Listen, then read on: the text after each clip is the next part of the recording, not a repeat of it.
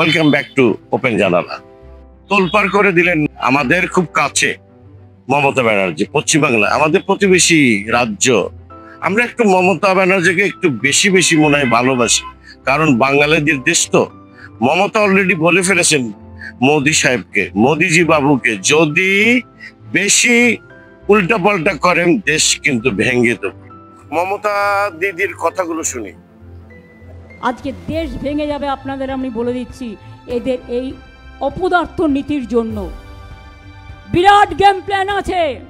আমাদের মমতা দিদির কথা নিয়ে ভারতীয় রাজনীতিতে তোলপাড়, ঠিক তেমনি ভাবে তোলপাড় হয়েছে বাংলাদেশে একটি জঙ্গি সংগঠন বা আতঙ্কবাদী সংগঠন সালতানাত বাংলা। তারা একটি পোস্টার, একটি ম্যাপ, অতি পুরনো ম্যাপ, সেই মধ্যযুগীয় একটি ম্যাপ প্রত্যেকে প্রকাশ করেছে। সেটা নিয়ে এখন ভারতীয় তোলপাড়। প্রকাশটাও কিন্তু করেছে ইন্ডিয়া। ইন্ডিয়ার চালাকি বাংলাদেশকে কেমনে কোন জায়গায় থেকে ধরবে, এটাই হচ্ছে তাদের স্টাইল, তাদের উদ্দেশ্য। সুতরাং be careful all Bangladeshi media যায় দিন কি বলছে।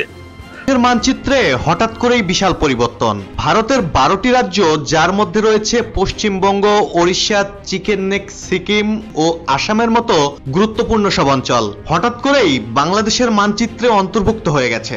শুধু ভারত নয়, মিয়ানমারের রাখাইন অঞ্চলও ঢুকে পড়েছে বাংলাদেশের মানচিত্রে। সম্প্রতি প্রকাশ্যে আসা বাংলাদেশের এই মানচিত্র গ্রেটার বাংলাদেশের মানচিত্র নামে ঝড় তুলেছে গোটা ভারত জুড়ে। জানা গেছে এই মানচিত্রটি নাকি ঢাকা বিশ্ববিদ্যালয়ের একটি প্রদর্শনীতে ভুলবশত দেখানো হয়েছিল।